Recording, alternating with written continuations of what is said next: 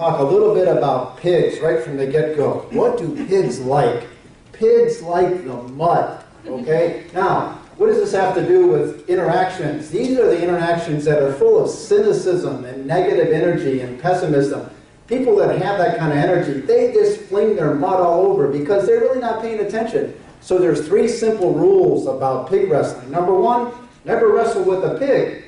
Number 2, if you find yourself wrestling with a pig, remind yourself of rule number 1. Rule number 3, if you find yourself continually wrestling with a pig, well, you may have become one, and not to worry, we have a secret weapon for you later on. However, we need to move on and talk about the bull, okay? Because sometimes you will be in conversations with the bull, and the slides aren't going forward here. All right, there are 4 things to know about the bull. Okay, what do bull do? Bull are full of themselves, and they will just bull you over. These are the conversations that are full of egotism and narcissism and arrogance. These people could care less about you, and if you get in a power struggle with them, all you're going to do is get hit in the head with a bull, and that's called a headache. So there's 3 simple rules you need to know about bullfighting. Okay, number 1, you don't fight with a bull. Number 2, if you find yourself fighting with a bull, you need to remind yourself of rule number 1. And rule number 3, if you find yourself continually fighting with a bull, you may have become one. And not to worry, we have a secret weapon for you at the end. Now, we need to move on and talk about rabbits. We need to talk about those silly little rabbits, okay? These are the conversations that they go on and on and on and on forever, and no matter how far you chase them, you never catch them.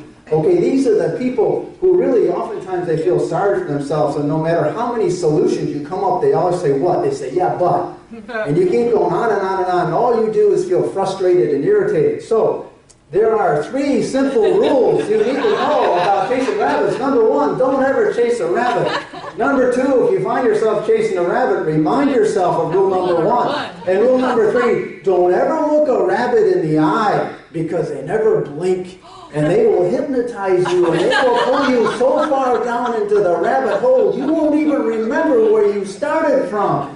Okay, now repeat after me. Rabbits and pigs and bull, oh my. Rabbits and pigs and bulls, oh my. You are surrounded by this kind of stuff because people haven't learned how to communicate effectively, and even more importantly than that, people don't know how to manage their emotions. But not to worry, there is some good news for you. You can become the Tai Chi Bullfighter. And you might be asking, oh my gosh, what is a Tai Chi Bullfighter? Well, what does the bullfighter do? The bullfighter invites the bull on, but then steps out of the way. And the Tai Chi Bullfighter does that in even a more subtle way. The Tai Chi is a secret martial art where you're just stepping out of the way very gracefully. So you can become the Tai Chi Bullfighter. Step number 1 to do this, you become the mirror. Repeat after me. What I hear you saying is... And you're just going to simply repeat back what you heard the person say. What does that do? It keeps you distant. It keeps you in a neutral stance. All of which brings us to step number 2, the 3 secret words of listening. Repeat after me. Tell me more. Tell me more. Now there's going to be times where you're not going to want to say, tell me more, because you don't want to hear anymore. But for these conversations, it keeps you in that neutral stance. It's going to keep you stepping out of the way. Which brings us to step number 3, the validation step. Repeat after me. That makes sense to me because... That makes sense to me because... This is the most difficult step because a lot of times people feel like they're agreeing with the person. You're not agreeing. You're just saying it makes sense. Look at, someone could be really crazy and it could still make sense according to their world. So you're just validating them and it's keeping you out of the power struggle. Step number 4. Repeat after me. If I was in your shoes, I'd probably feel the same way. Which just reinforces the validation. You're just letting them know, yes, I understand. But what's more important is it's keeping you disengaged. Oh, I must be really connected with God. I just made the lights go off. Wow. Did you turn off the lights back there? Okay, all right. I'm not blaming you or anything.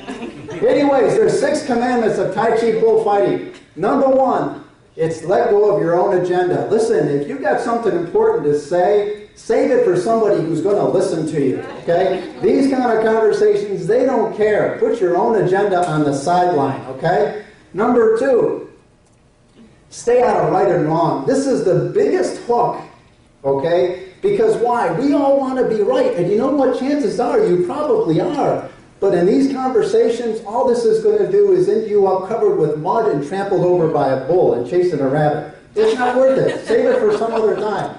Number 3, invite the other person to say more. Now, I already talked about this a little bit. But really, this is one of the secret moves. You just keep them talking. It keeps you disengaged. It keeps you in that neutral position. Then, number 4, always be prepared for the counter moves. Now, if they don't hook you, or they're used to hooking you, and all of a sudden you start practicing this Tai Chi, they're probably going to up the ante, and they're going to start to get really manipulative. So it's going to be helpful to be aware of their counter moves. Step number 5, the bathroom move. Okay, this is especially a good move to use if you're chasing a rabbit, okay? Because you can always say, repeat after me, I have to go to the bathroom.